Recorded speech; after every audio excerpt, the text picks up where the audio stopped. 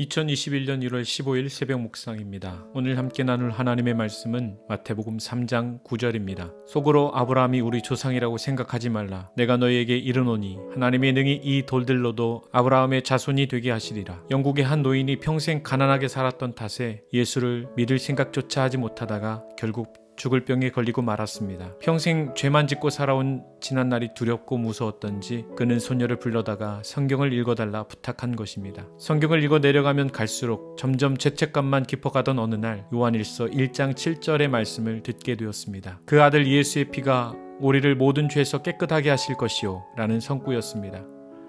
이 말씀을 듣게 된 노인은 깜짝 놀라면서 성경에 그런 말씀이 어딨냐며 다시 읽어달라고 부탁하였습니다. 소녀는 다시 한번 읽었습니다. 그 아들의 피가 우리를 모든 죄에서 깨끗하게 하실 것이요.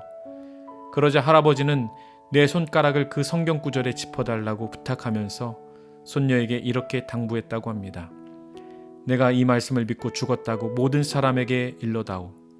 그리고 그는 평안히 눈을 감고 삶을 마감했다는 것입니다. 회개의 진정한 뜻은 책망이 아니라 돌이킴입니다. 죄로 인해 도저히 구원받을 수 없었던 자가 그의 마음과 생각을 돌이켜 예수님을 구주로 믿기로 마음을 정하고 일평생 예수님의 뜻대로 살아가기로 결단하는 것, 이것이 진정한 회개입니다.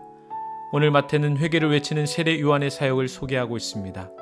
세례 요한은 이사야의 예언의 말씀을 통해 이스라엘 백성에게 회개하라, 천국이 가까이 왔다며 하나님이 부탁하신 일을 감당하고 있었습니다.